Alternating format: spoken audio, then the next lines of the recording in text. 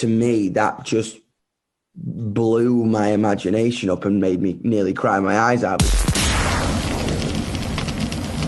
Well, how are you doing? I'm very well. Are you? Yeah, me too. Holding up well. You're quite busy, right? Because you're currently doing a lot of streaming, lots of streaming tours. Bro, it's crazy, man. Like, as I say, it's so weird right now, but it's kind of been busier than ever, which is kind of bizarre. But I think as soon as this kind of whole thing kicked off, I said that. I was like, let's just try and stay as busy as possible and just keep connecting to everyone as much as we can. You know what I mean?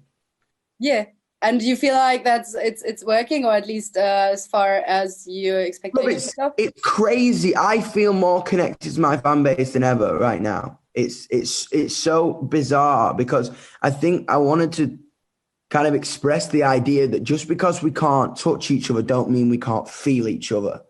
You know, and it's kind of funny. I'm so tight and close with my family, my fan base.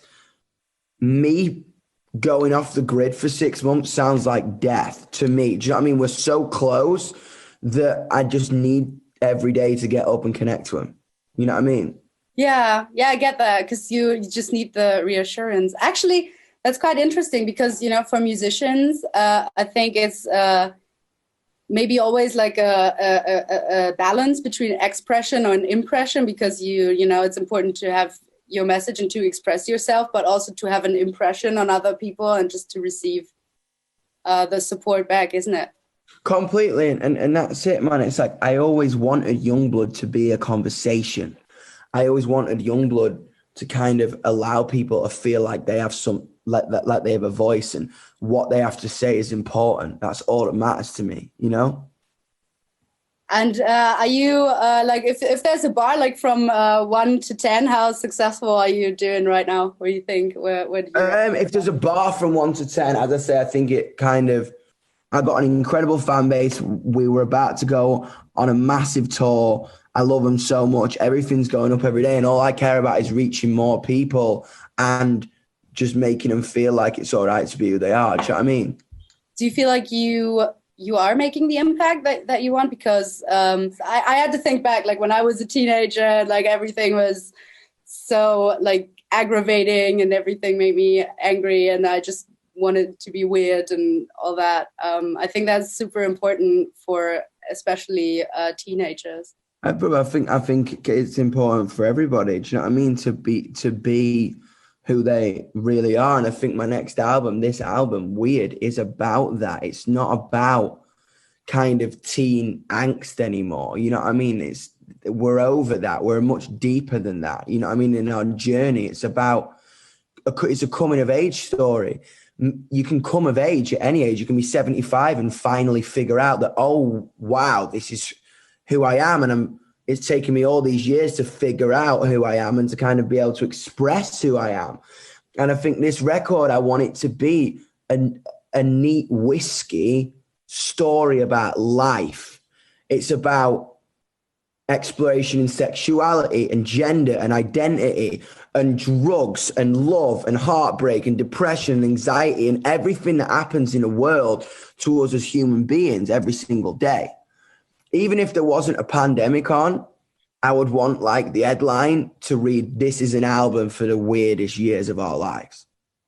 Oh, it definitely is, isn't it? You know what I mean? Yeah. If it got any weirder, I'd actually probably just like combust. Because I if it got any weirder, I'd be like, "We're definitely been filmed. This is a movie." Yeah, this is some weird dimension, like where they prank us with all of this kind of situation. Completely. Maddening. So your music video's out. Yeah, it's super nice. Actually, it reminded me of a club in Berlin called Kit Kat Club. I don't know. Have you ever been to Berlin? Never been to the Kat. I've got to go now you've said that. Yeah, that's like super the vibe. I was like, oh, wait a minute. Shout out to the Kit Kat Club. I'll see you soon when we're allowed. Yeah, let's pray. Inspirations for the music video did come from you. Was it a collab? Yeah, it was all kind of, I met an incredible director and we kind of brainstormed, and Cotton Candy is a song about kind of like free love, man, and freedom, like in sexual expression and sexual identity and gender, and just kind of really resonating that there should be no barriers and no rules when it comes to sex and sexuality, that sex is about freedom and love is about freedom. And we all need a lot of love right now because the world is so confusing and scary. And I just wanted it to be this kind of bright, colorful Youngblood Katy Perry song. You know what I mean? Yeah, just like glitter and pink. That's what I was saying. Lady Gaga, Katy Perry, David LaChapelle, all that jazz. You know what I mean? Yeah.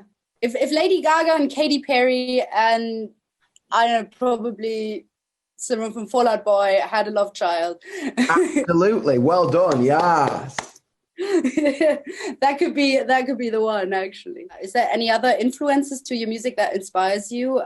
Could be people, could be just concepts. I've been on tour for 18 months to 2 years, and I've met every kid in every continent, of every color, of every shape, of every sexuality, of every age.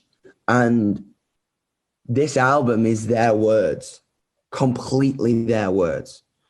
And how their words impacted my life and my head and my growth.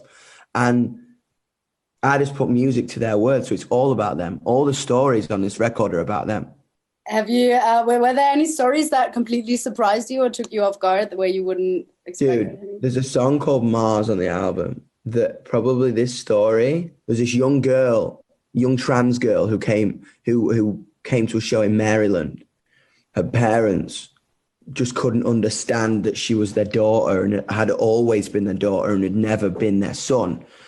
And she was having such a hard time with her family and her parents and school, and everyone just couldn't accept her for who she really was. She said to me, she was like, if I get my parents potentially to like a Youngblood show and let them meet my friends and let them meet my people, then they might understand or have an insight into kind of my generation and what we're about and kind of the accepting need for equality and acceptance. You know what I mean? And she told me that her parents came to the show, saw kids like her, and it completely changed the whole perception, and they accepted her as their daughter. And to me, that just blew my imagination up and made me nearly cry my eyes out, because it's like a community of people. Because this isn't me. You know what I mean? This is us. This is all of us. Youngblood is all of us that are screaming for a new world. And the fact that as a community we can have an effect on someone's life like that just completely just sent me to the moon, and I had to write a song about it, you know?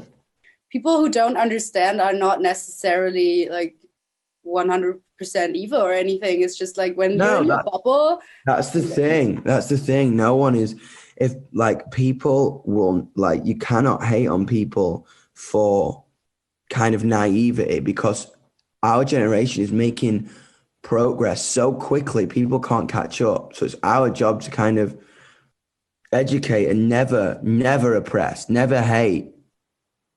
You know what I mean? Ever, because then we take a step backwards.